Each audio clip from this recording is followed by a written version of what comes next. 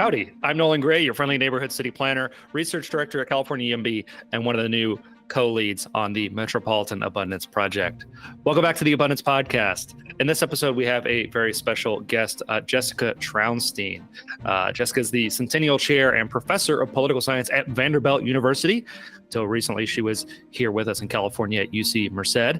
She earned a PhD in political science from the University of California, San Diego in 2004.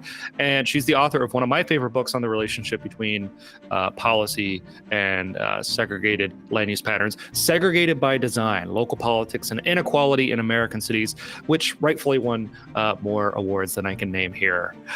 Jessica's an academic advisor at the Metropolitan Abundance Project, so we're incredibly happy to be chatting with her. In this episode, we talk about the relationship between zoning, public investment, and segregation. Then we talk about some of the things that are being done to hopefully fix that. As always, please like, subscribe, leave a comment.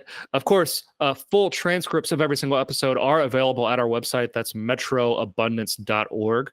metroabundance.org. And be sure to follow us on all social media platforms. You can see not only future episodes of the Abundance Podcast, but also some of the research work, blogging, and mapping work that we're up to. With that, on to the show. So Jessica Trounstine, thanks for joining us. Thanks for having me. I thought maybe I would actually start off with just a sort of design feature of your book, Segregation by Design, which is I finished reading it last week. It's a fantastic book, kind of long overdue reading. I mean, it's generally a fairly dense work of political science. Like there are actual equations in here, but it starts off in a pretty surprising way, which is that the first little section is a comic book. And so that's right. I was wondering if you could tell me a little bit about the genesis of that and sort of what you were accomplishing with that. Absolutely. It's a fun story. So I had a friend, I was living in Merced at the time, and I had a friend who was an artist and was interested in communicating art in a different way and getting into this idea of communicating difficult, complicated academic ideas through art.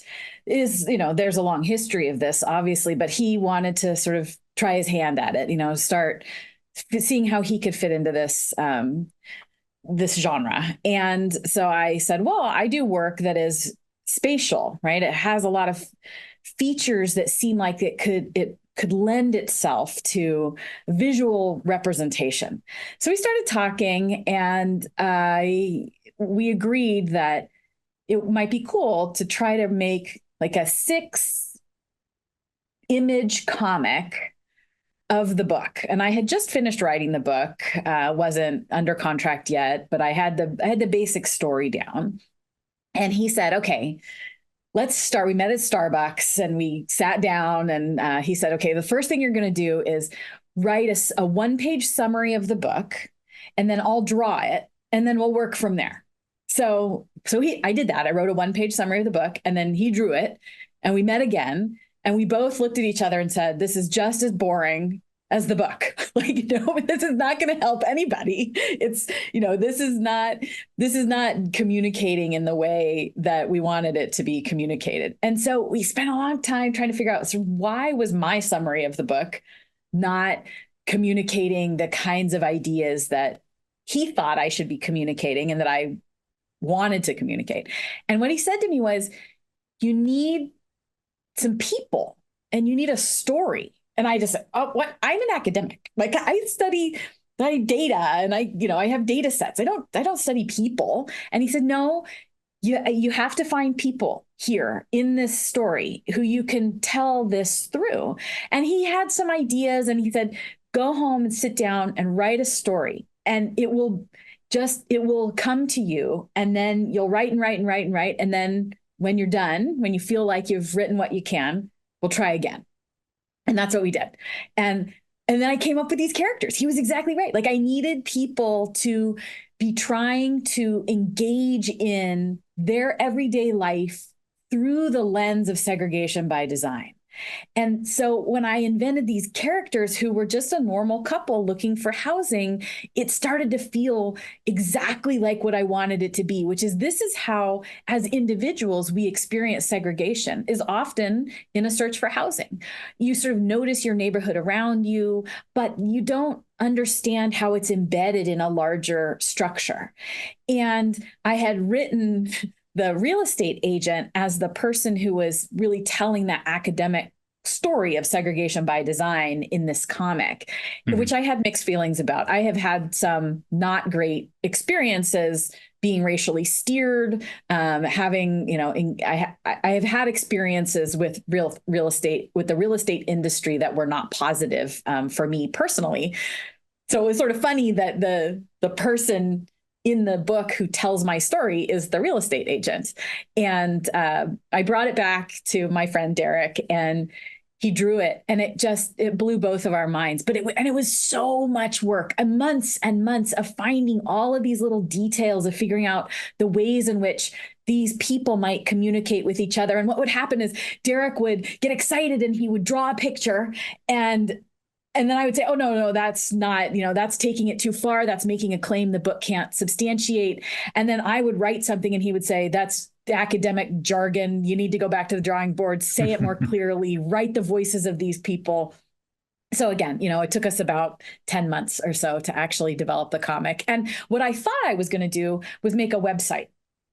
So I thought I was going to have the book, and then I was going to have a link somewhere in the book that was going to point people to a website where they could find the comic and maybe learn about their community. I had sort of all these different ideas of ways that we could bring people into the story of segregation by design. And I was chatting about this with my editor, and she said, I think you should put it in the book.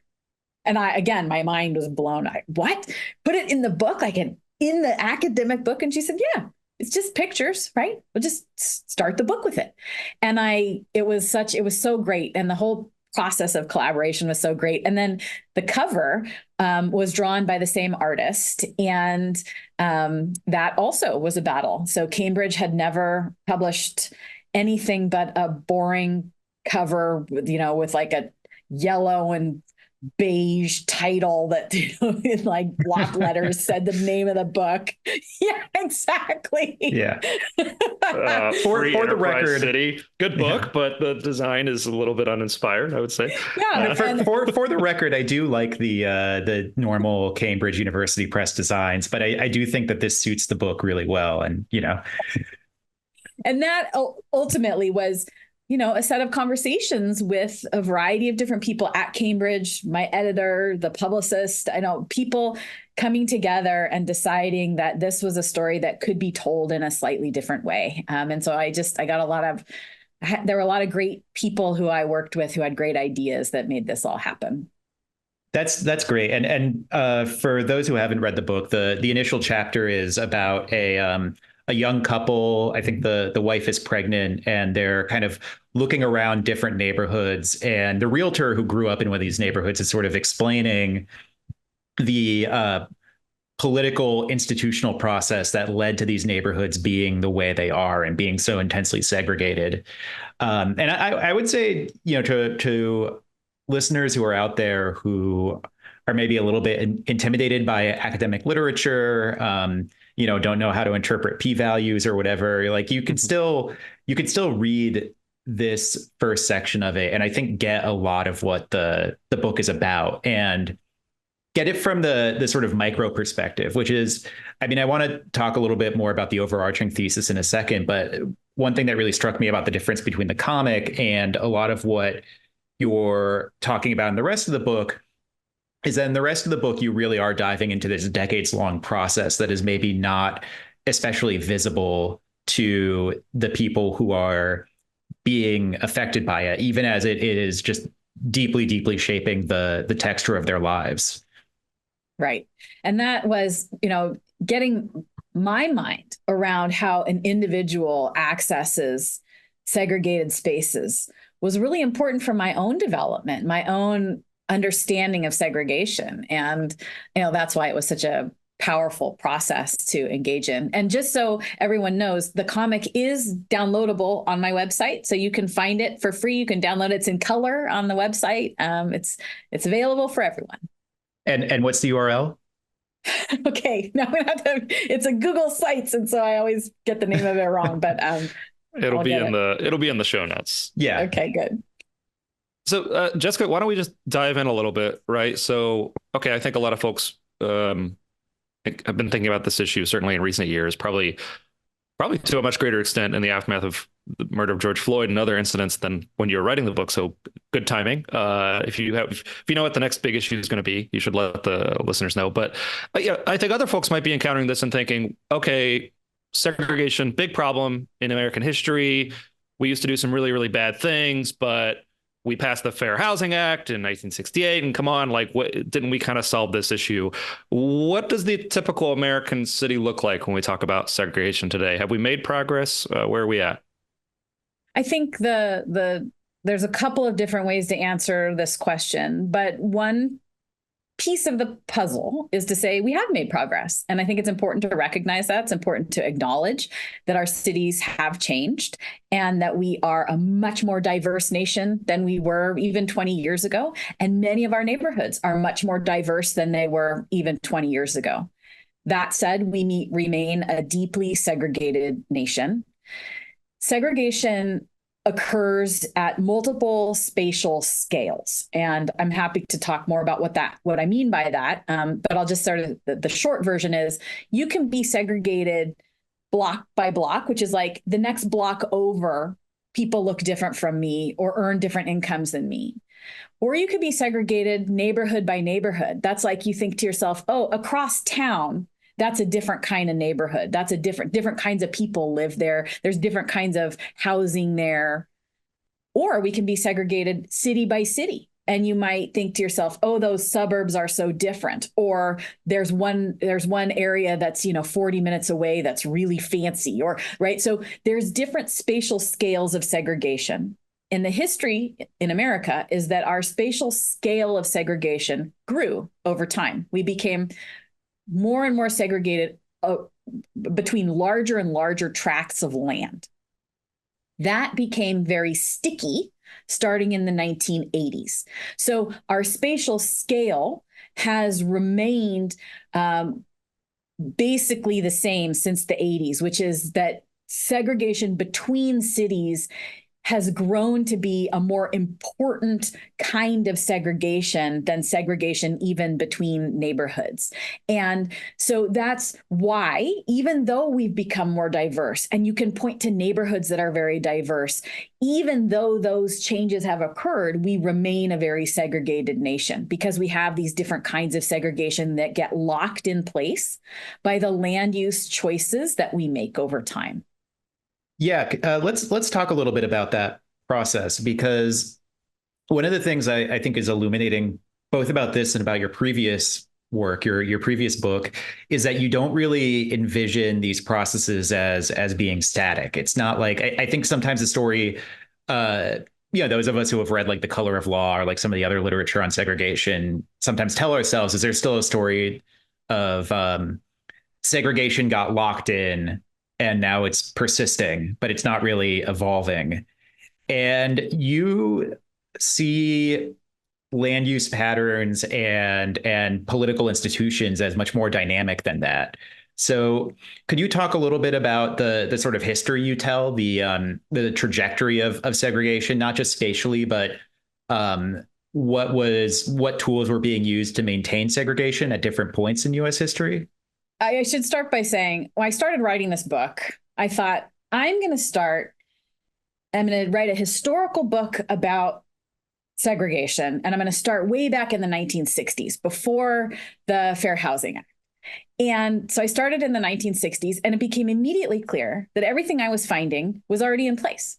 I was like, okay, so I'll go back 10 more years. So I went back to the 50s. And again, I kept having to go back in time because everything was driven by what had come before.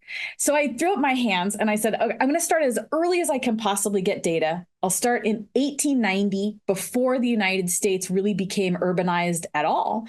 And then I'll trace the patterns of the population over time. So the book starts in 1890. And exactly as you said, Ned, I try to be careful to understand the patterns of segregation and the government action that generates segregation at different points in time, because it does change over time, and it changes with the spatial scale of segregation. It changes with the social context. It changes with what individuals who are powerful in the political system feel that they want out of their city government. And that's the story I'm telling, is really the city government, although the state and federal governments also play a role, of course, in the patterns of segregation. But my story is about what's going on at the local level. So in the early period of the early 1900s, a lot of segregation was driven in the private market.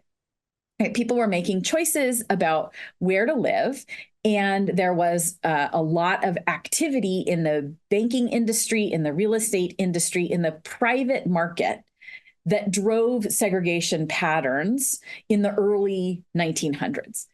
Cities don't start getting into land use regulation until about 1915. And there's some debate over exactly what they're doing and when they're doing it. And then it doesn't really take off. Land use regulation doesn't really take off until the 1920s. And so there's this sort of long period of time when segregation patterns are becoming embedded in cities because of what choices people are making. And city governments get involved by eventually protecting single-family neighborhoods, white single-family neighborhoods, in certain ways over time. And they do this through decisions about where to put roads. They do this in decisions about where to put public housing.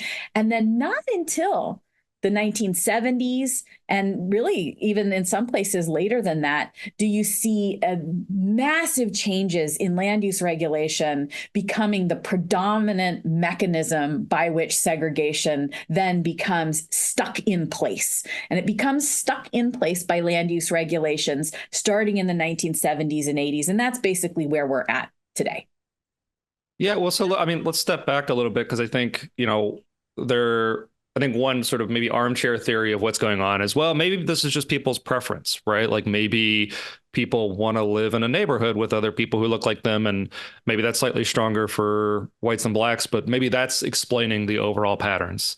Yeah, and I think that's a very attractive explanation, because then there's no fault, right? But you have to ask yourself, is it really true that people who are in poverty want to live in neighborhoods where the streets are crumbling and the sidewalks are cracked and the sewers don't really work and there's no parks or swings that are functional and the water is cruddy?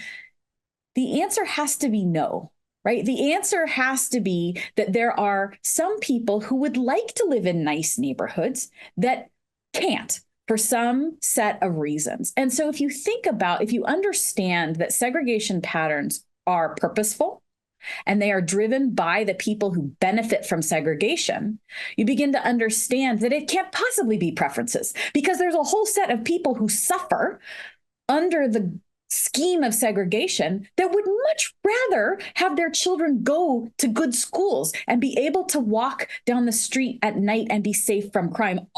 Lots and lots of people do not have those opportunities because segregation has created this larger structure that does very much so benefit certain members of the population. So what in your view is the purpose of segregation? Because this is one of the parts of your book that I found really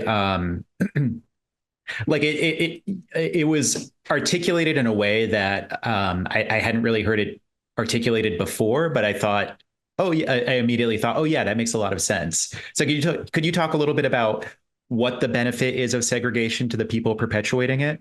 Yeah, absolutely. So there are two main benefits that I concentrate on. There may be more, but the ones that I think about a lot are, one, the stability or even increasing property value. So the wealth that you own as an individual because your property has become more valuable is better maintained for white members of society in a segregated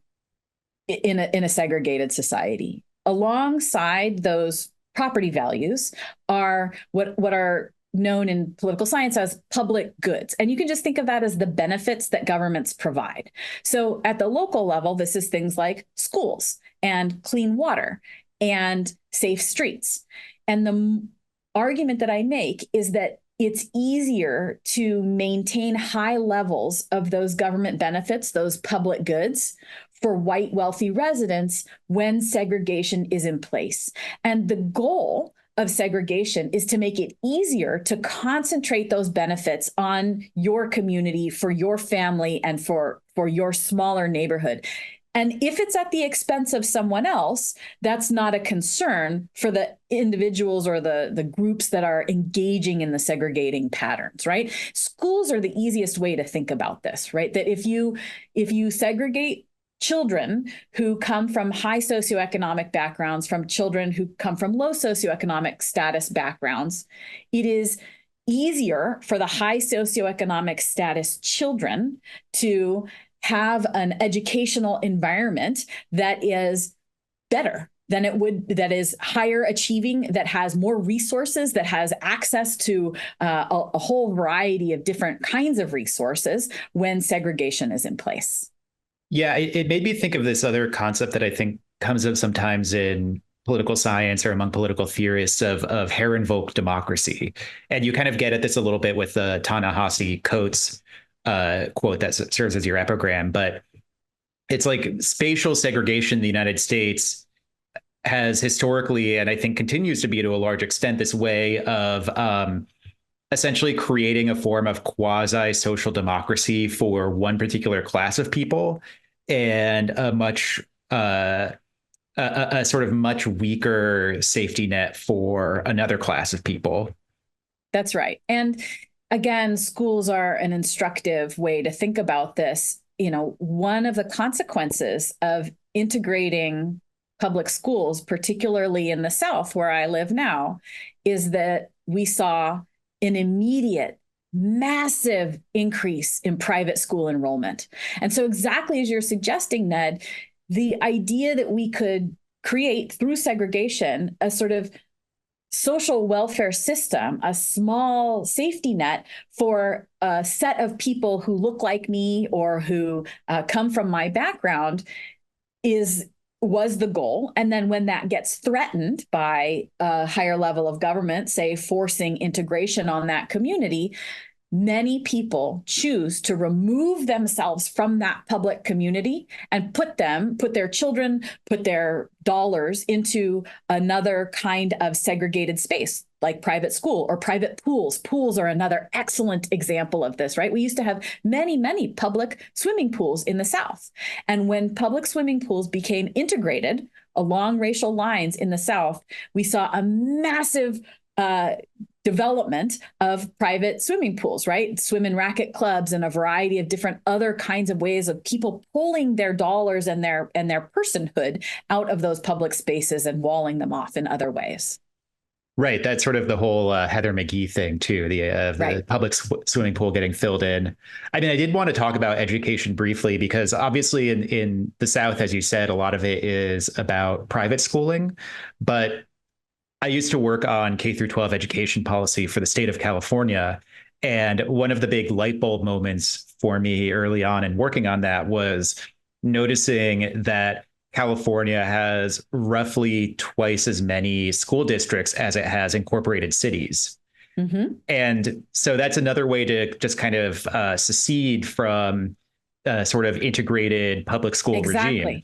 Exactly right. And I grew up in San Jose, California, which has a bazillion school districts. I don't know, 5 or something, right? That cover the city, pieces of the city of San Jose. And this is exactly right. So as the city of San Jose grew, different neighborhoods felt threatened by the changing demographics of that city. And one way to ensure that the demographics of your school don't change is to create your own insular school district.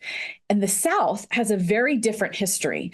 Kevin Cruz has told some of this history. There are quite a few different books that tell this history. But in the South, many school districts are county-wide. And my understanding of this is not my work, this is drawing on other people's work. My understanding of the explanation of this is that many school districts in the South wanted to provide as few Black serving schools as possible. So as they would provide as many white serving schools as needed. But the requirement, the constitutional, the legal requirement by the Supreme Court was that you had to provide separate but equal education. And so that meant providing schooling for Black children as well. Well, if you make your school district countywide, the countywide school district can make a decision to have one or maybe two Black elementary schools where there might be 50 white elementary schools. The large footprint of those Southern school districts then, once integration became the law under the injunctions following Brown v. Board of Education, meant that it was very difficult to separate the school districts as they did in California, right? So something that was driven by itself a racist intent to create the minimal number of possible schools for Black children made it very difficult for those school districts then to avoid integration, which is why private schooling became the pattern that is more predominant in the South.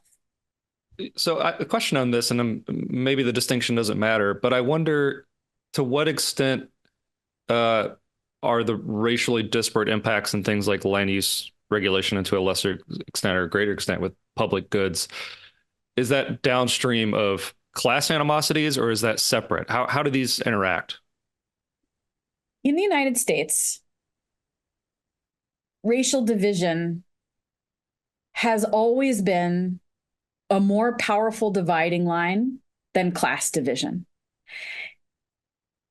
There are lots of pieces of evidence of this, but it has always been easier to create a cross-class white coalition than it has been to create a class-separated coalition of lower income white and people of color versus a higher income predominantly white coalition.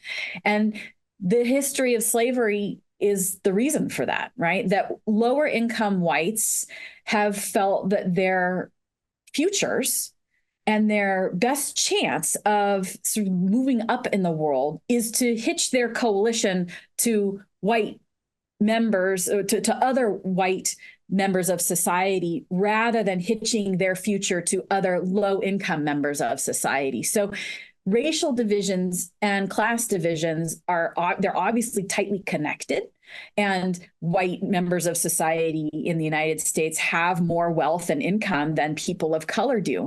But the racial divisions in the United States have always been a more powerful driver of these kinds of spatial decisions at the local level than class decisions have been. Class decisions are important too. I don't want to minimize that, right? There are many people in the United States who are very opposed to having renters in their neighborhood, very opposed to having apartment complexes in their neighborhood. And so, those things it's not to say that we don't have class division in the United States. It's just that racial division is an easier flame to fan in the United States. Right. And the fear of renters in the neighborhood or affordable housing in the neighborhood is often just a proxy for race too, right? That's right. And the way in which in the minds of, Americans, poverty has been linked to people of color it's a very long and slow process that gets reinforced over time. And at this point is extremely difficult to break that relationship that people sort of automatically think about.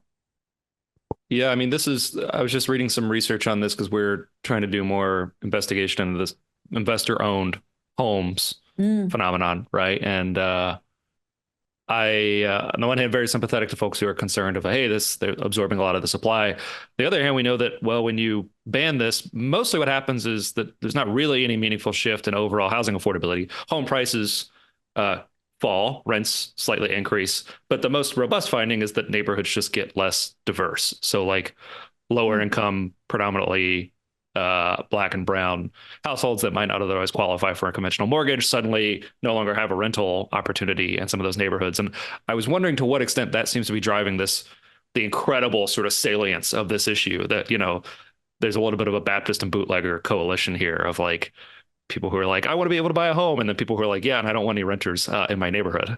Right. And, it's very, people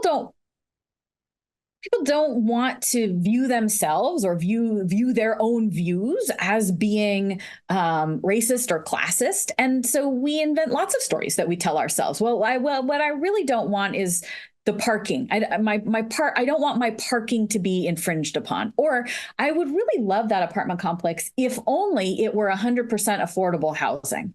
And, otherwise I just can't support market rate housing because who's going to move in but other people who could pay market rate. And so we just don't need that, right? So people will tell themselves, or the developers are the ones who are going to make the money, or this is going to gentrify the neighborhood, right? So you get these stories that are like completely conflicting, right? This is going to gentrify my neighborhood and my property values are going to drop, which can't both be true, right? Those things are in conflict. But people are connected to their neighborhood and to the character of their neighborhood, and will often create a set of stories, a set of arguments that allow them to feel comfortable opposing a variety of different kinds of changes in their land use environment.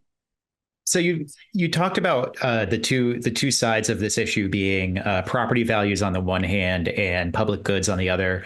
Let's talk about property values a little bit, because on a number of previous episodes, we've discussed the home voter hypothesis and how much credence to give it.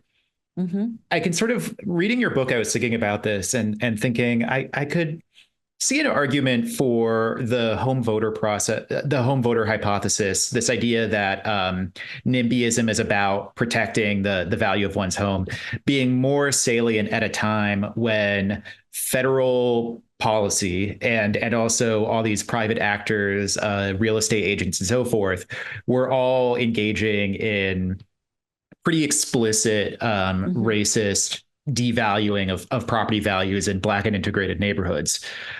I wonder how you think about that now, though, because it does seem like more recently the home voter hypothesis might be less salient, or that it might be either based on a misunderstanding, or like people who are acting as home voters might either misunderstand the effect on property values that more rental or multifamily housing in their neighborhoods would actually have, or that, again, property values is this more politically, socially palatable thing to say rather than I want to live in an all-white neighborhood. I mean, I think all of those things are true, right? So we have some new work. This is not work done by me, but work by some very smart friends of mine that generally shows that people are pretty confused about how housing markets work and don't have a clear sense of what development is going to do to their community other than it's going to look different. And so some of this is just a knee-jerk reaction to, I live in the place I live. I chose the place I live because I liked it, and I don't want it to be any different. And it's not that I chose it for all the white neighbors, but it just happens to have all white neighbors. And so, I think for individuals, it's very difficult to disentangle these things. And a lot of it is sort of a protection of some amorphous character. And I have tried in a lot of different experimental settings, different ways of sort of tricking people into saying things to get people to unbundle these attitudes. And I can't do it. They all seem to be tied together in ways that maybe, 100 years of popular culture have taught us how to think about these things together, right? That your picket fence goes with a certain kind of house that goes with a certain kind of future for your children, and all of those things are connected, and you don't want it to look different. And there are other parts of the world where success isn't linked to this image of neighborhoods in the same way that it is in the United States. And again, our history with slavery is profound and has shaped these kinds of decisions from the beginning. So I'm not sure that we can disentangle it, but I do think that the home voter hypothesis in some ways gives homeowners, it assumes that they understand more than they actually do. So let's get back to the beginning a little bit. I think certainly, there's great discussions here. What chapter is it? Chapter 4 on some of the early relationship, what we know about early adoption of zoning and segregation. So, I think regular listeners to the show know my views on this, but there's a standard narrative around zoning of, we had to keep, in factories out of single family neighborhoods, and we had to keep, oil refineries away from preschools. But I think you tell a very different story about what's motivating zoning, and especially some of the shocking findings about the long-term impacts on patterns of integration as a result. Do you want to unpack a little bit about what we know about early zoning and the objectives? Sure. Yeah. So, early zoning, there was a time in American history when it was a brief time, but where you could create a zoning map that said, I'm going to put housing only for white people in this part of the city, and I'm going to put housing only for people of color in this part of the city. And in those early racially zoned maps, the higher density zoning was associated with the parts of the community which were reserved for people of color, and the single family zoning was reserved for the white parts of the community. And there's all these great examples of these maps that were created prior to the Supreme Court ruling racial zoning unconstitutional, that literally have, this is the black part of town, this is the white part of town, this is the high density part of town, this is the low density part of town.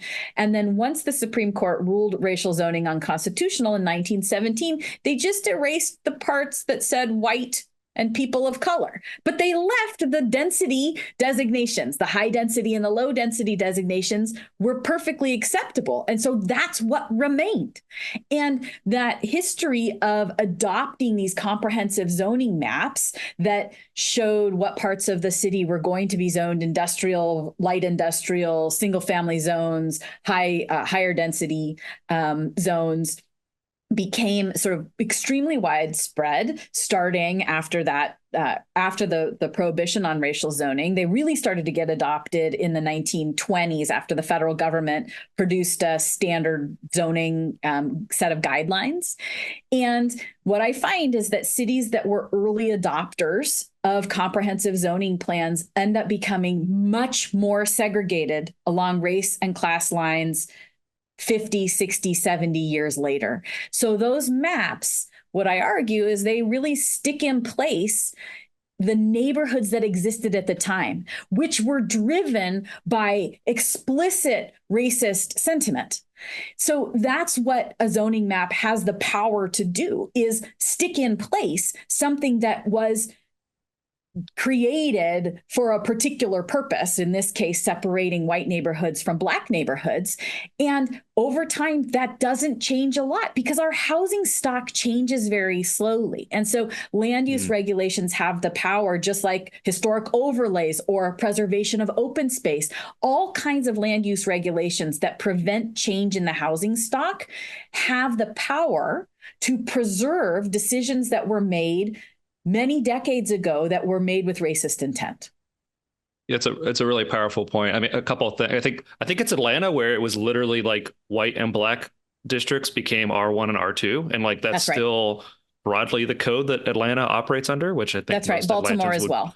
Yeah. So that was Buchanan v. Worley. That's right.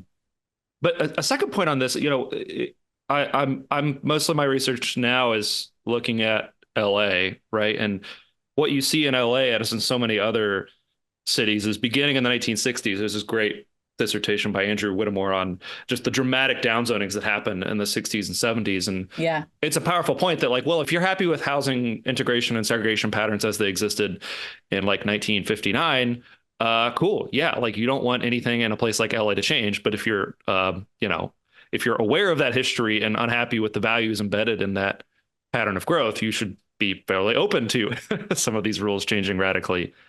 Maybe this leads into my next question. Something that I find difficult is that you have a lot of people who their stated values are very much not reflective of our current land use policy, right? In my book, which draws heavily on your work, I have a picture of the front yard of an Austin home, and it's got the "All are welcome here" yard sign, right? Very nice sentiment, nothing wrong with that. And then right next to it is the yard sign opposing zoning reforms. That in Austin is a city where they're still explicitly referring to Black neighborhoods and comp plans through the 80s. Like this is like the lifetime of like most people listening to this podcast potentially. And so, but how do you make sense of that tension? You know, and what sort of changes people's minds? Do we have any evidence either way on this? So this is, I'm going to give a waffly sort of answer because we don't have a really good sense of this in political science. I mean, I think your work is pushing us a lot to think about it better.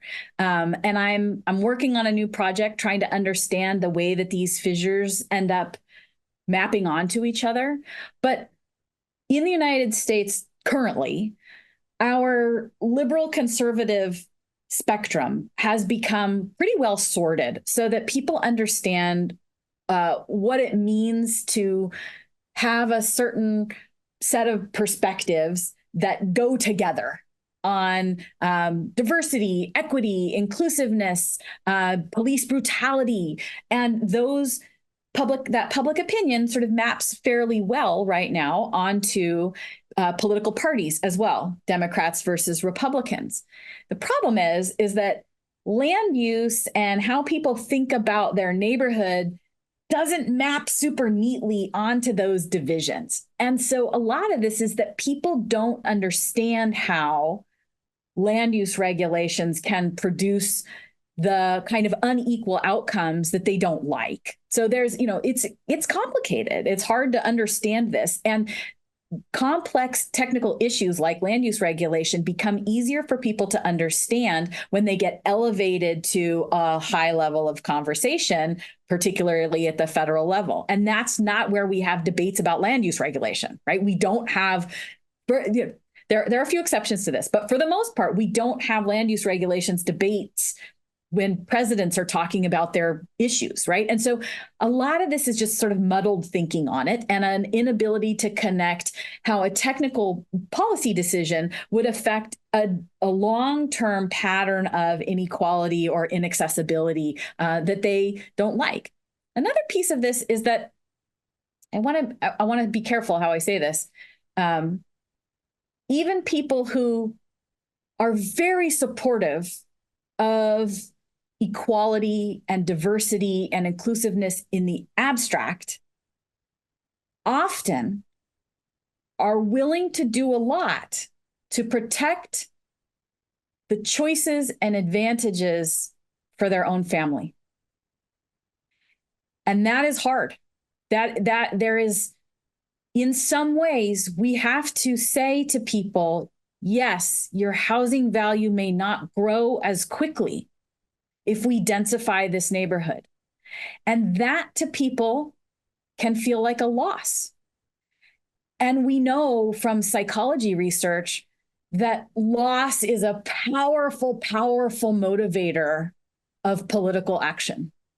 Yeah, as someone who grew up in Connecticut and now lives in the Bay Area, I think you put that extremely diplomatically. I wanted to turn a little bit back to the public services conversation because there's a really interesting design, a very well designed study in the book that I thought was absolutely fascinating about sewer systems, segregation and sewer systems. And, we talked about schools, but this is like an even more, I think, kind of stark illustration of the ways in which residential land use patterns are a way to restrict access to certain public resources and provide other people with the full benefit of them. So could you tell us a little bit about what you were looking for in that study and what you found? Well, there's a couple of different ways that sewers come into this book, and I started working on sewers as a way to think about public benefits when I was writing my first book, which was actually my dissertation. And I I was doing some interviews in San Jose, and I met a man who had been a worker for the San Jose Public Works for several decades, and he convinced me that sewers were where I needed to look, and that was like understanding the placement of sewers, how people got access to clean water and sewers, as well as experiencing sewer overflows, was going to give me a lot of insight into who had power and who got what they wanted in neighborhoods. And so sewers, so I have one piece of an analysis in segregation by design where I look at water chlorination in various neighborhoods, and that's sort of a piece of this. And then I look in another piece about where sewer lines get laid and where new sewer lines get laid. And one of the inspirations for this is to understand that you can put a school in any neighborhood, but you can't just put a sewer in any neighborhood, right? It has to be connected to other sewers in order for it to be functional. And so one of the ways to study this is to understand, where do new sewer lines get laid and who benefits from those new sewer lines? And if your city is segregated, it's a much easier task to only lay sewer lines in the white neighborhoods and to deny access to the Black neighborhoods to sewers. If your city is very integrated, everybody gets access to the sewers.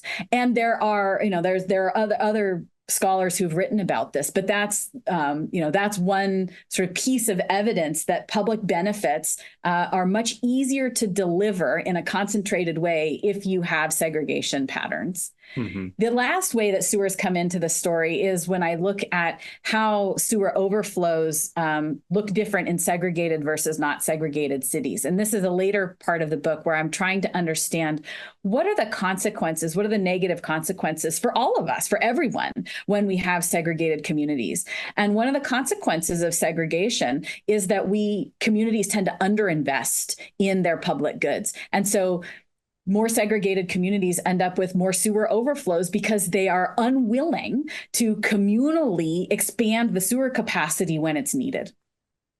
I think this is a really, really important part of the story. It's not just a matter of, well, these rules and regulations combined with prejudices have us all living segregated, and that's just not very nice. It's, you get poor or Black neighborhoods, and then public services can just be significantly lower quality, disinvested, not have higher human capital residents who are going to, make sure that services are upgraded. I had a student in a class I taught last semester who did a research paper on the relationship between schools and land use regulations.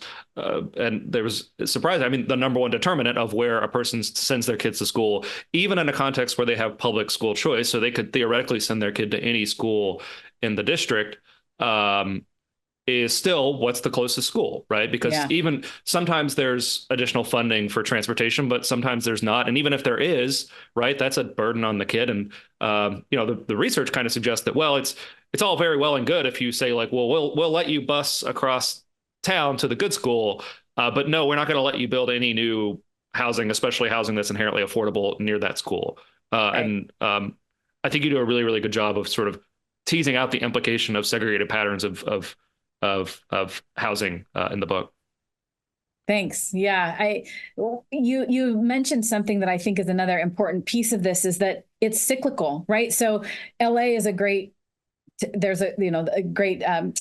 version of this, where a city will decide that early LA decided in the early 1900s that they were going to pave some roads and leave some roads dirt, right? I mean, you only have so much public investment to pave roads. And so what they did in LA is, I'm going to get the names of the roads wrong, but they paved the roads starting downtown out in spokes, and then ended basically right at the doorway to parts of town that were heavily Latino and parts of town that were heavily Chinese. And so then what you had was paved roads in the white neighborhoods, and then the roads leading up to the Chinese and Latino neighborhoods, and then dirt roads in the Latino and Chinese, residential areas.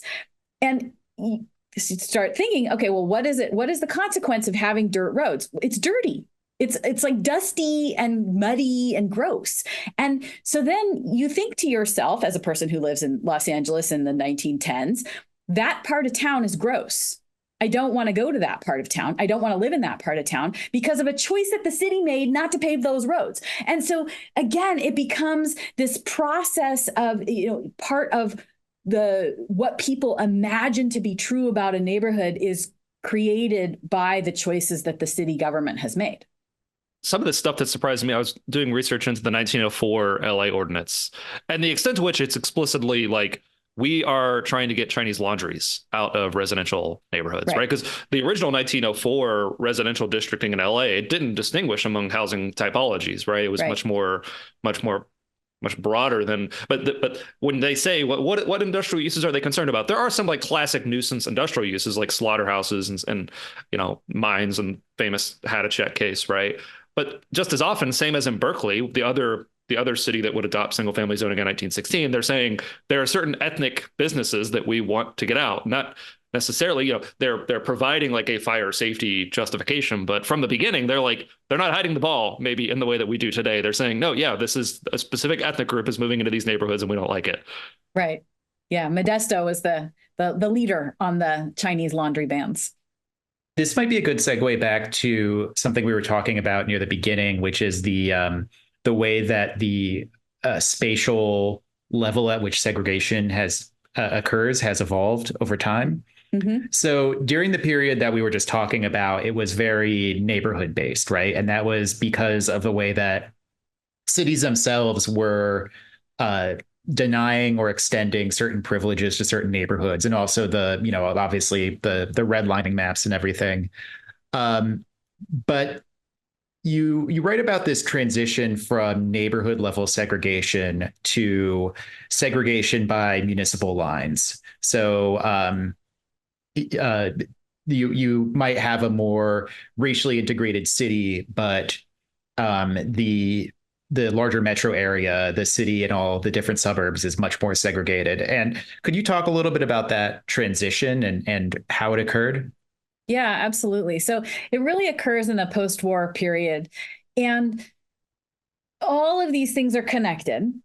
And it's impossible to tease out one particular causal path. But I'll say the research generally suggests that suburbanization, so what I mean by suburbanization is people moving out from the central city into incorporated municipalities that are not part of the central city, that process occurs for a lot of different reasons, largely having to do with the availability of land, the availability of highway accessibility, right? So like physically being able to move out of the city but still get back to work in the city is underlaid by the development of highways. And housing is cheaper. You can get a bigger house, a sort of your Leave It to Beaver house with the white picket fence and a yard that becomes available in the suburbs in the post-war period because of changes in the housing, like the building market, like lots of different things. But because of restrictive covenants and the ways in which banks were engaging in lending at the time, the FHA and the federal guidelines as well, it meant that people who moved to the suburbs, who had the ability to move to the suburbs, were vastly more likely to be white, middle and upper income residents than the people who stayed in the city. And so they basically immediately, as suburbs begin to grow, they are whiter and wealthier than the cities that those people leave. And again, there's a lot of different reasons for this, but in the early part of the 20th century, people who had money did move away from the city center. And if any reading that you do on the history of cities will lead you to understand how disgusting it was to live in the city center in a lot of these old cities, as Nolan was referencing, right next to slaughterhouses and other like gross uses. So wealthy people have for a long time moved away from the city center.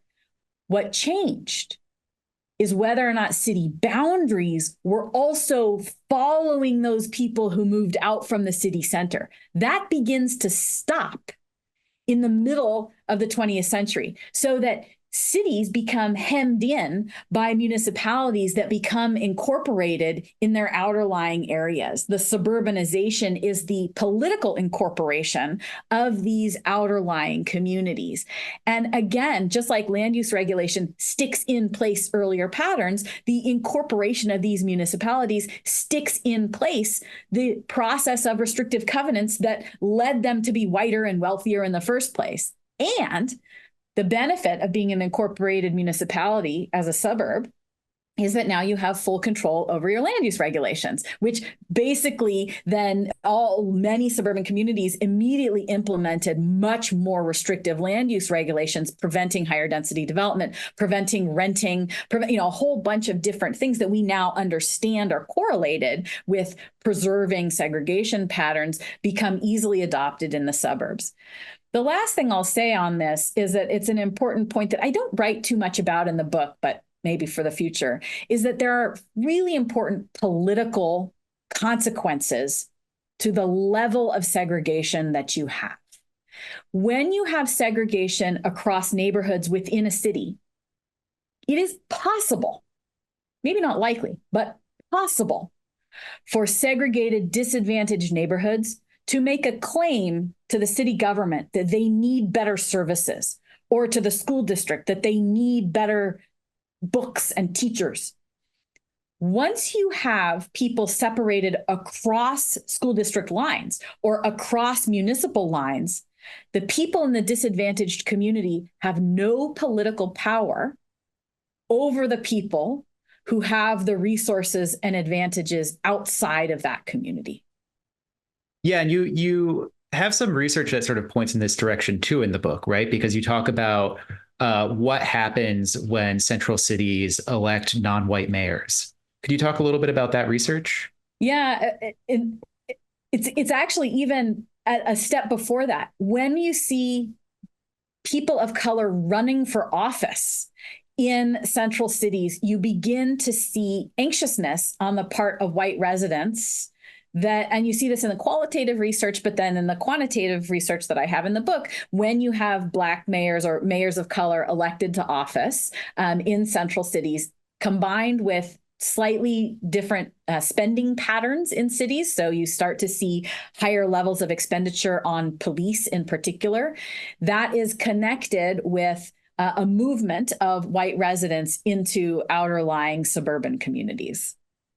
Yeah, my favorite example in the Bay Area of this sort of ridiculous drawing of municipal boundaries is the city of Piedmont, which is surrounded on all sides by the city of Oakland. It looks like Vatican City, but right, on a map.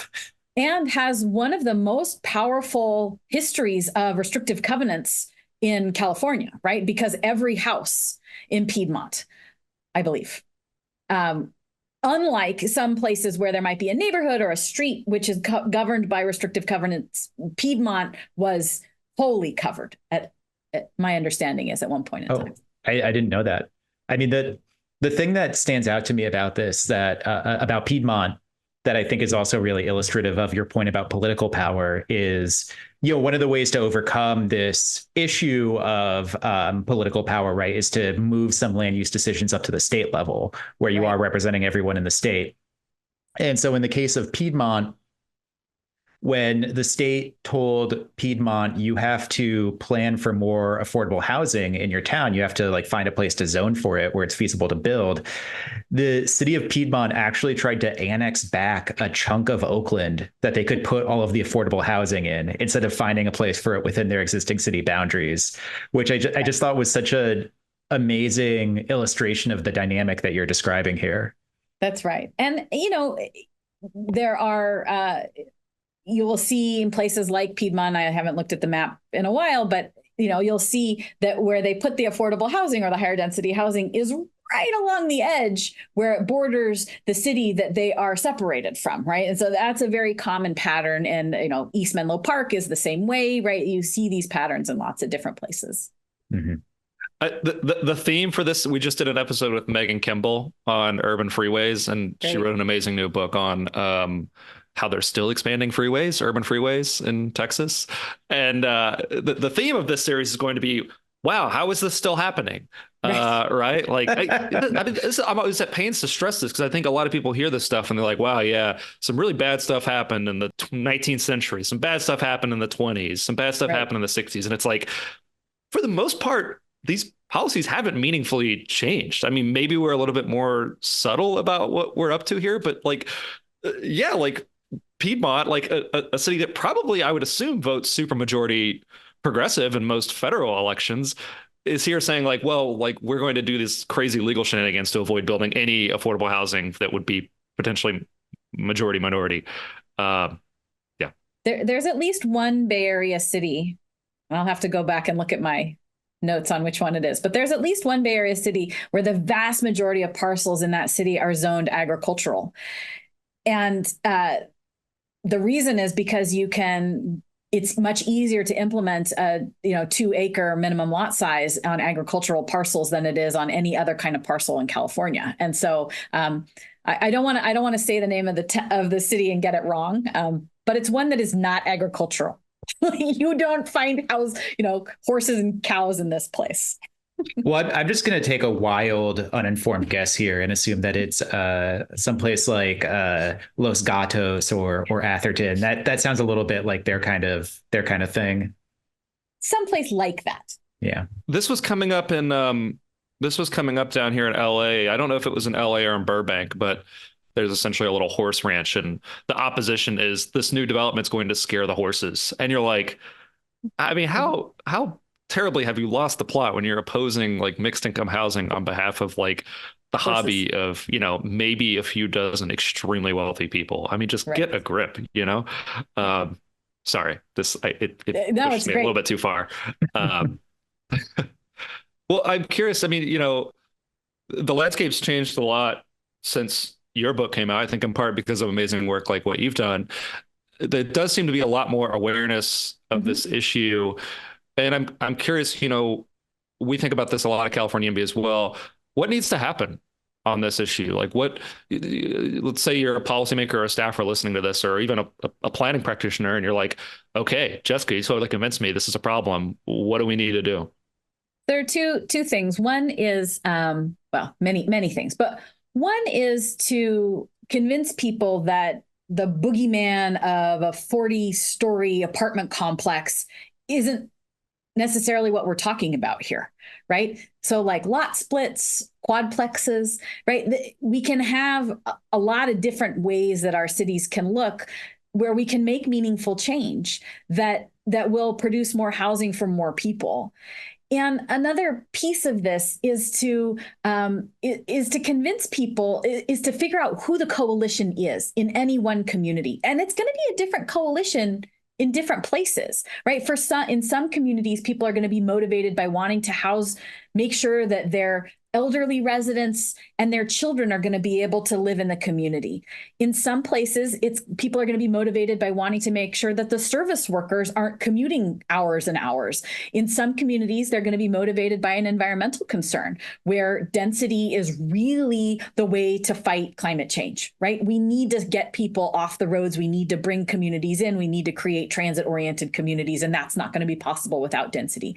So figuring out who your coalition is in any one community, I think, is an excellent place to start.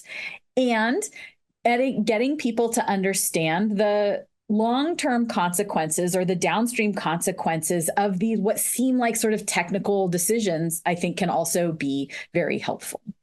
I mean, a key part of the story that we've been talking about so far is this issue of metropolitan fragmentation, right? People went out, incorporated new suburbs, and then immediately pulled up the ladder and adopted exclusionary zoning.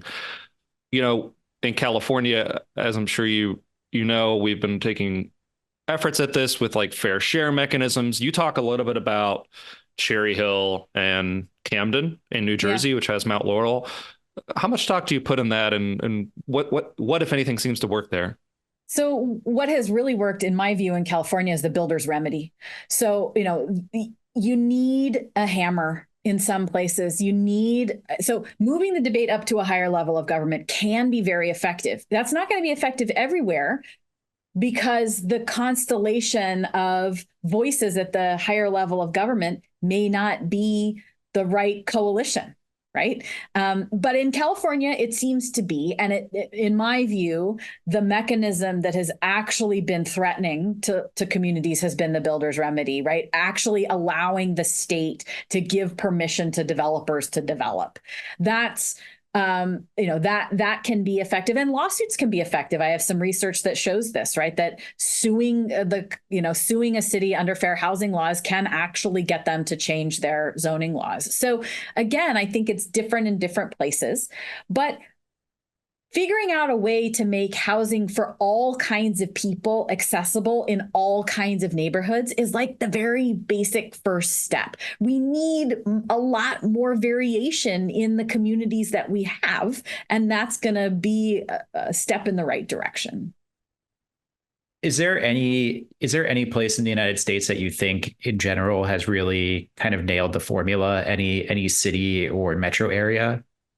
Minneapolis seems to actually be making quite a lot of progress. And, when they made big news when they legalized triplexes in Minneapolis, right? They were the first big city to do this, to ban single family only zones. And they didn't get a lot of uptake. Right. So when they first did this, it was very tepid because it takes a long time. People have to sell their property. Somebody has to decide that they're going to develop a triplex or a duplex or whatever. And it just sort of trickled out. What I understand to be true in Minneapolis, I've done a little bit of very, very little bit of reading about their experience, is that they figured out that you can't just change one thing. You can't just make it so that triplexes are buildable by right. You also have to make sure that your floor area ratios and your setback laws and your height limitations and all of the other things that can prohibit densification are also supportive of the kind of development that you as a community want to have. And, once they did that, once Minneapolis sort of took a larger view of all the different kinds of regulations that could stand in the way of densification, they've seen a lot more development happening, and they've had a lot of permits pulled in the last couple of years once they made this a holistic approach. But I guess my question is, and maybe it's a little bit too early to tell with Minneapolis, but my understanding is that the Twin Cities metro area, even by U.S. standards, is very segregated. And yeah. I think what Minneapolis has been doing on land use policy over the past couple of years is amazing and super laudatory. And I really hope we can import some of what they're doing here to California. But I think the real question I'm trying to get at here is it making the city or the metro area more racially integrated? So I have two data points. I don't know about Minneapolis. I don't know the answer to that particular question.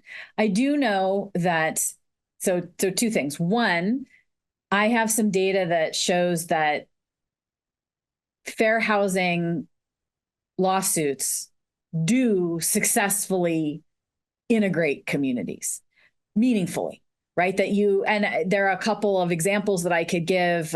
St. Helena is one of them, that went from 97% white before their injunction to, 75% white. You still say, okay, well, it's 75% white, but that is a meaningful amount of racial integration in that community. Is it segregated? Yeah. The city of St. Helena is super segregated internally, but those Latino residents who live in St. Helena now can go to St. Helena schools. And those Latino residents who live in St. Helena can access jobs in an easier way than they could have 20 years ago. So you can't fix all the problems at once. And for me, I would rather trade off one kind of segregation for the other, right? I would rather have more diverse communities, even if those communities end up segregated across neighborhoods, because that's better than having segregation across cities. The other thing to say here is that by my data, the most diverse integrated metro area in the whole United States is the Riverside San Bernardino metropolitan area. And somebody needs to figure out a lot more about why that happened and how that happened, and how they maintained it, right? How they have maintained it. But my data indicate that that's the data point that we might look at if we want to understand more about the history of these patterns. Well, I don't know if this is exactly what's happening in Riverside and San Bernardino, but they are sort of part of the greater Los Angeles megalopolis, right? And one of the things that I think it has been an interesting theme in the past few years, and you can actually see this show up in federal election results in a really fascinating way, is that you've started to see inner ring suburbs become more integrated, right? Right. Could you talk a little bit about why that's the case? So, integration is highly correlated with the price of housing. And as inner ring suburbs have aged and have become more affordable, you end up seeing more diversification, right? So in the United States, there is a very strong preference for single family detached housing among all racial and economic groups. So when people have the opportunity to move to a place that is affordable and every kid in the house gets their own bedroom, a lot of families are going to make that choice. And to the extent that inner ring suburbs used to be very exclusive and then became less expensive as the housing stock aged and more suburban, exurban development happened, they have become more affordable, and we have seen diversification. There's also some really great work showing chain migration patterns. So as immigration patterns have changed in the United States, some immigrant communities have become drawn to suburban communities outside of the central city, and that has produced some diversification as well. I think the reason is actually that San Bernardino is a lot more progressive than the Bay Area, maybe. Is that? It is fighting words, right? It is. I mean, it is interesting that because a lot of times you see, at least my read of the data is, you see cities seem to perform well that just have very, very small populations of like non-white residents. Like they don't have high rates of segregation because they just never had a large population that required like active policy to like. So like that's not particularly instructive. But like Riverside and San Bernardino are very right, diverse. Which is why I started off that data point by noting that first you have to eliminate all of the metro areas in the United States that don't have any diversity at all, right? So they have very low segregation, exactly as Nolan, you're saying, right? Because there's nobody to segregate. So once you take the set of metro areas that have meaningful diversity, then look at who is the least segregated. It's San Bernardino and Riverside. Let's talk a little bit about your current place of residence. We were talking a little bit about this before we started recording, and obviously, because Nolan and I are both based in California and we think about California housing policy a lot, that's sometimes what we tend to focus on. But I'd be interested to hear how you've seen these things play out in Nashville, where you're currently based. I'm just learning, and I'm trying to meet as many people as I can and talk to all of the wise sort of people who have been here for a long time. And I've learned that there are many similar sorts of patterns here in Nashville as there are in the Northeast where I used to live, as there are in California, right? So you still see segregation between neighborhoods, and you still can find segregation patterns across cities, as we were talking about before. But the one piece that seems pretty different, so there are a couple things that are pretty different about Nashville. One is that we have a very development-friendly community here. And we could just take a walk outside my office here, and you could see crane after crane after crane. I mean, there is a lot of building happening in Nashville. It's a really exciting place. And a lot of that is residential housing, right? They build apartment complexes here. But they don't build apartment complexes in all the neighborhoods. And there remain neighborhoods that are exclusive. We have a pattern of development here of lot splitting. They're called horizontal property regimes. So you end up with on a single parcel, two houses that are basically in front and back of each other, or sort of very close together. That seems like a new sort of land use policy that I need to learn more about, but it has created densification in my particular neighborhood. what seems to maintain patterns of segregation in Nashville are historic overlays. And that, I don't have data on this. This is impressionistic only. But I believe it to be true that the most exclusive neighborhoods in Nashville are governed by very restrictive historic overlays, so that it's pretty difficult to densify in any meaningful way in places that have historic overlays that govern the development process. Isn't Nashville also the capital of the whole HGTV house flipping thing?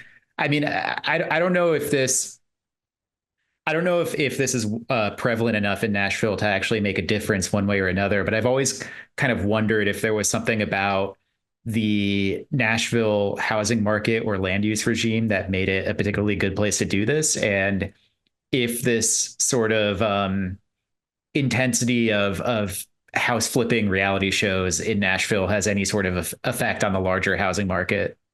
I don't know the answer to that, but it's a good question for me to ask around about. I mean, I think that there are more small scale and mid-level developers here than there are in a lot of communities in California. And so to the extent that, that is sort of correlated with house flipping, it seems from, my impressionistic view, that there is more space for that kind of small scale development to happen here.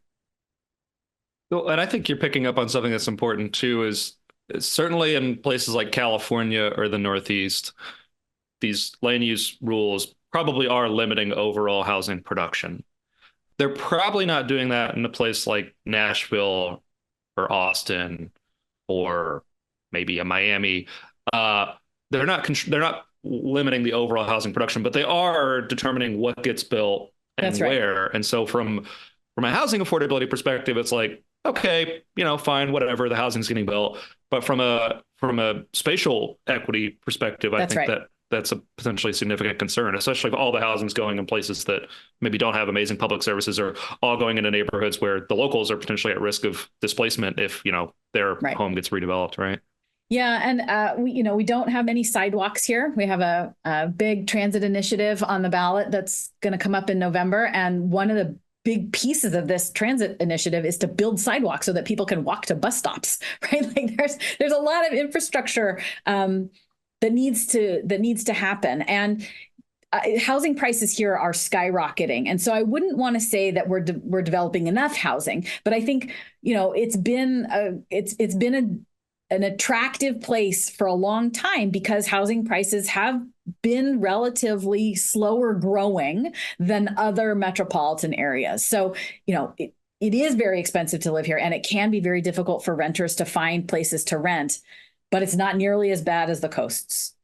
One, as an understudy of Donald Shoup and parking, I love the less sexy the research topics. You've talked about sidewalks and sewers so far, the more excited I get. I mean, these are the things that are just run-of-the-mill quality of life things that just fly under the radar of academics who are like, oh, I'm going to do international relations or exactly grand theories of urban governance. And it's like, please, no, can we just figure out how sidewalks get built and maintained?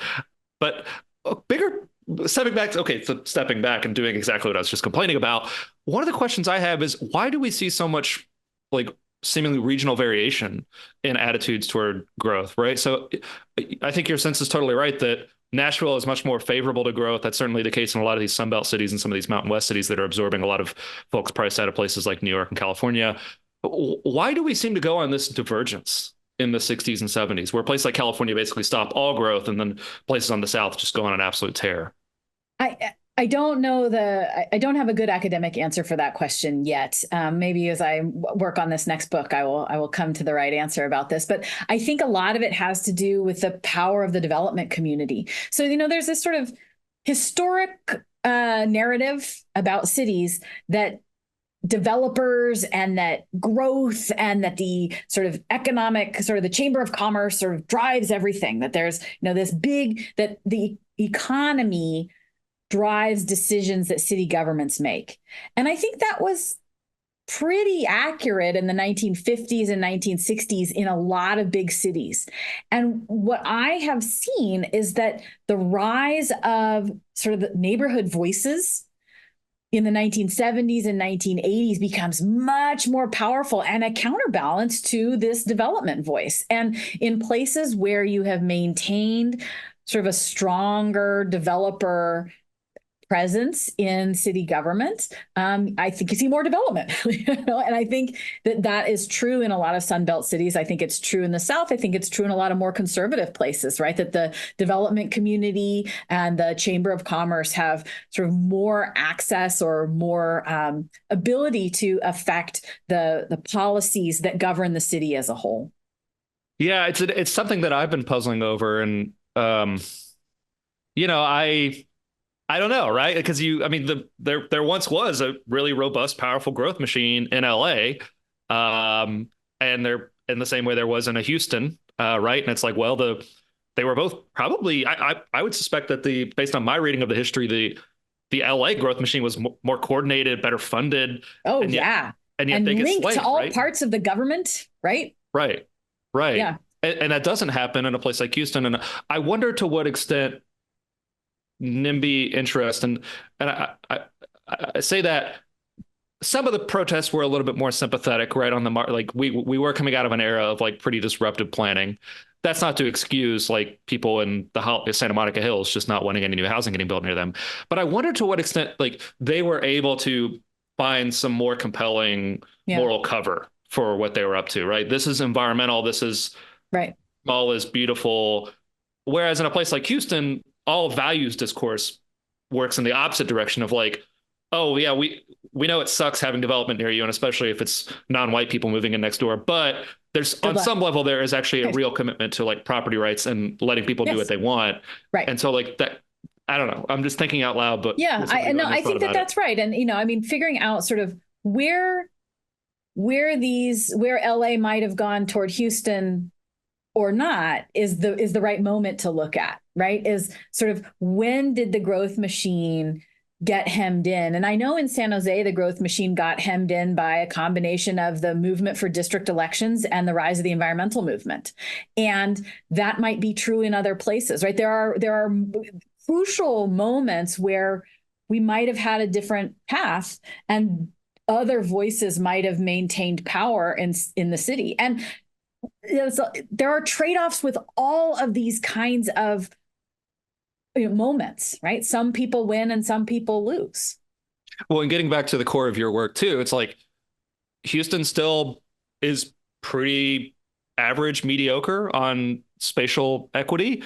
Not necessarily on housing affordability, it's great, right? But it could be that, well, the people who wanted exclusion in Houston could easily get it through the private deed restriction regime that seems to be much more robust in Houston than it ever was in LA. In LA, if you wanted robust exclusion, you had to have the government come in and do it for you because too many of these neighborhoods were built out or they were built out at a time when maybe there weren't deed restrictions or they weren't written to be strong enough or something of that nature. Right. I mean, I guess I'm looking at it and thinking like, taking your work seriously, it's like there are people that seem to have this demand for exclusion and segregation, and they're trying to find different paths of achieving it. I think you're getting at that partly with Nashville, where it's like it's not really zoning in a place like Nashville, but it might be historic overlays, right? Right. Yeah. A lot of my work has this sort of flavor to it where somebody wants something and they're going to figure out lots of different avenues to get that. And sometimes they're going to be overlapping, right? They might be as sneaky as they want to be, or, they might try all the different strategies. Sometimes one strategy is really the thing that is the crux of the matter. And so I think it remains to be seen sort of. I do think, as you just said, Nolan, that this preference for maintaining property values and sort of creating exclusionary public goods is fairly universal.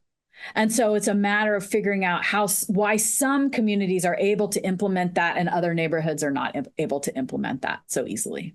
I have my own sort of pet theory about this, at least in the sort of deep blue coastal cities like San Francisco, LA, New York, et cetera, which is that a lot of it has to do also with the breakup of the New Deal coalition in those cities and the rise of the new left.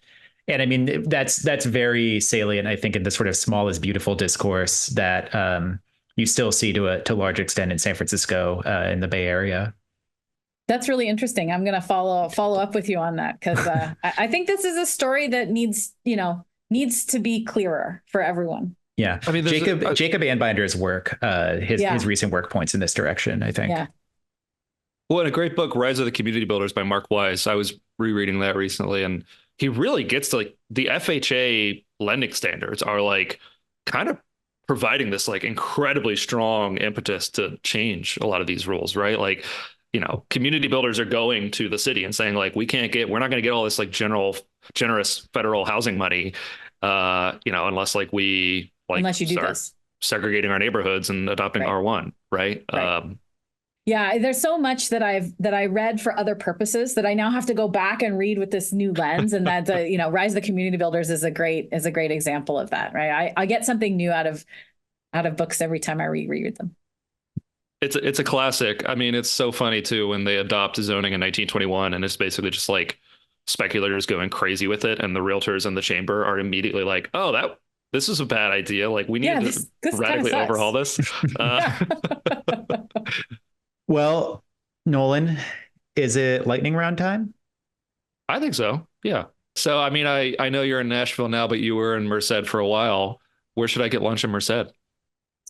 Ooh, so my favorite place actually is just closed down. So it was J&R Tacos was the very best place to get tacos, in my opinion, in town.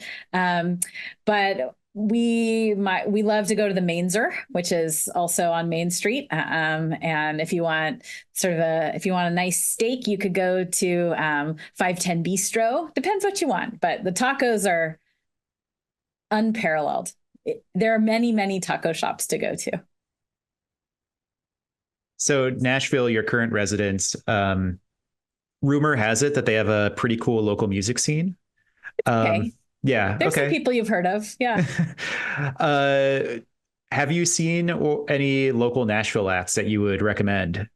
Ooh, local now. I've seen a lot of live music, and this is one of the first things we did is sort of start going to all the different venues here. And so our big arena is Bridgestone. We've been there several times. The Ryman is amazing. It's the best place to see a show.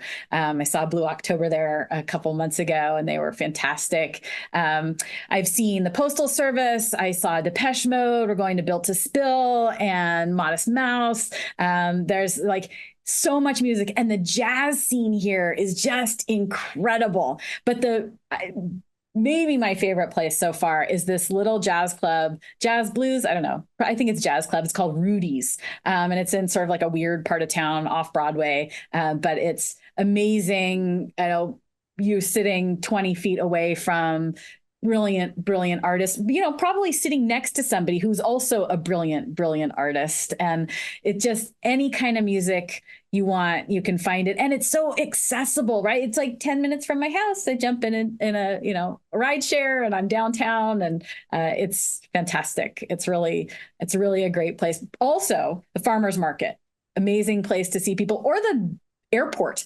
I was there last week, and there was an incredible banjo player sitting right outside the burger shop at the Nashville airport. Huh. All right. I have to ask one, maybe two follow-up questions. So the first one is jazz club called Rudy's. Is that the Rudy's from the Steely Dan song Black Cow? I don't think so, because it's not that old. Okay. Maybe not then. Second question, just tell me more about Nashville jazz. I didn't really know that Nashville had like a big jazz scene. It's incredible. And so a colleague of mine here introduced me to the Nashville jazz scene, and has taken me to a couple of jazz shows. So the Nashville Jazz Workshop is a place where people who are truly aficionados go to just interact with each other and listen to people playing amazing music. Again, it's a tiny little venue, like 10, 15 tables. You bring your own wine, some cheese and crackers, and you sit and listen to people who are just unbelievably good at their craft. And there's lots of different ways to access jazz around here, but I think that's probably the Nashville Jazz Workshop is, it's phenomenal. If you could put one book on the desk of every state legislator in Tennessee, related to your work broadly, and it can't be segregated. It can be arbitrary lines. You don't have I to was say just going to say, can I pick your book? No. Let's say nobody on the call who's been involved in the book. Let's set that aside. Oh, that is really a hard question. I mean, there are so many options here. Yeah, this is too hard. Well, it's hard because I'm still learning the Tennessee state legislature and understanding the culture of the Tennessee state legislature. One piece of this is that the Tennessee state legislature and the city county government, we're a consolidated city county government of Nashville, have not had a great relationship lately.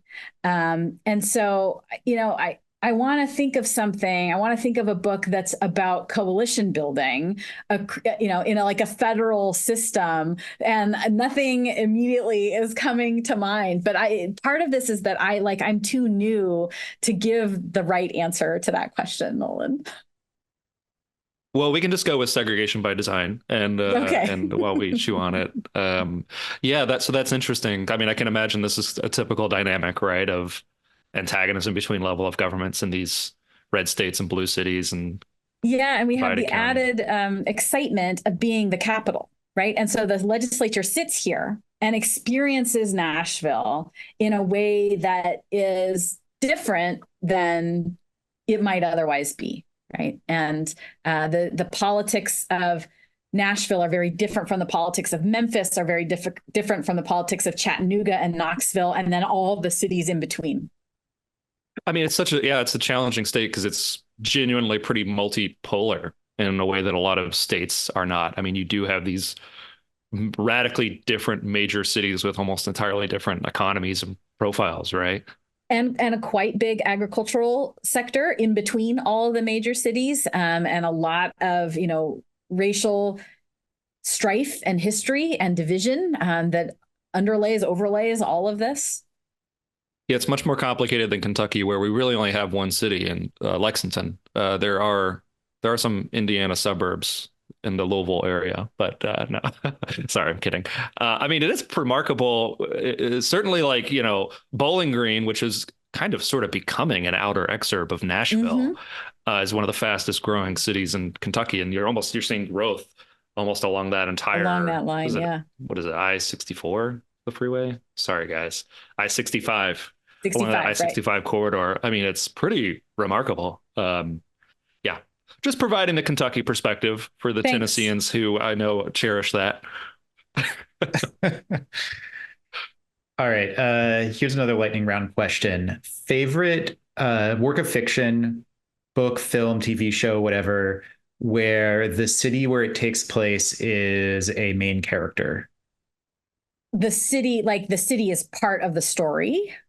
Yeah. And like the city is sort of, how sometimes people will say like, oh, really it's the city that's the main character of this book or something like that. Like something like that. I mean, The Wire is sort of a cheating answer because it's correct. But it's, I mean, like that, it's just an amazing, amazing art, view of the city in all of its different ways. But actually, I just finished watching The Warrior, which is focused on San Francisco during the Tong Wars. So it's that one's pretty good too, and a nice political history as well. So I'll go with TV at the moment.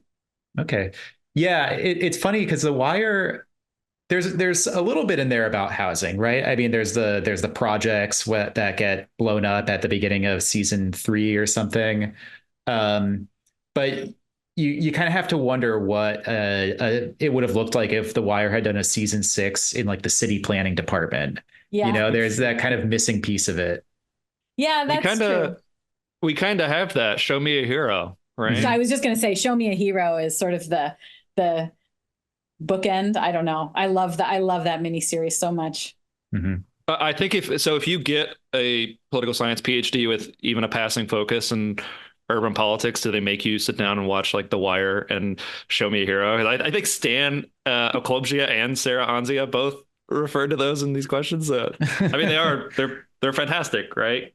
I'm watching Ripley right now on Netflix. I don't know if either of you have seen that. No. It's Yeah, incredible, but so good. And Rome and every city that he's moving through, it's like the city's a character. Yeah, I haven't brought up zoning yet, but I'm holding out. You're waiting. Well, you remember that beautiful apartment that he rents in Rome midway through the series. You look at it and you go, wow, how is this so big and beautiful, and he can afford to rent it? And it's because it's a single stair building. Thank you so much for that, Ned. Thank you. Yeah. I was going to say he starts off living in an SRO, so it's this con man. I mean, he's meant to be like you're not supposed to really be rooting for him, but he starts in an SRO and he's able to use that opportunity to build a better life. And look you gotta at that. appreciate that. Right. Yeah. Incredible. That's how we're going to solve all the problems. What are you working on next, Jessica? Oh, yeah. I'm working on a book about polarization in local politics. And so the first part of the book, so I think in popular culture at the moment, it's common to believe that big fights that happen at the local level are like trickle down polarization, that when we were fighting about masks or critical race theory or whatever, that this was like national level polarization has finally seeped into our local politics. And I just think that's backwards. The argument that I make in the book is that polarization is deeply embedded in our cities and our school districts, that these fault lines are largely driven by race and racial division, and that it is segregation and land use patterns that have created the context for the divisions that we see, the polarization that we see in local politics and local communities today.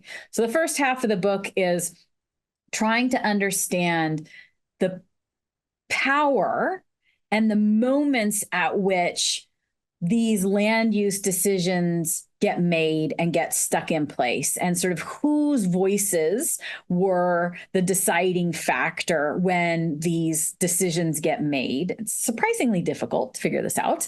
And then the second half of the book is tracing divisions within cities over time, and ending with a really large survey of cities across the United States, trying to map our polarization patterns and understand when and under what conditions those polarization patterns map onto what's happening at the national level. So I have little pieces of this that I've written. The big story isn't quite there yet, but that's what I'm working on.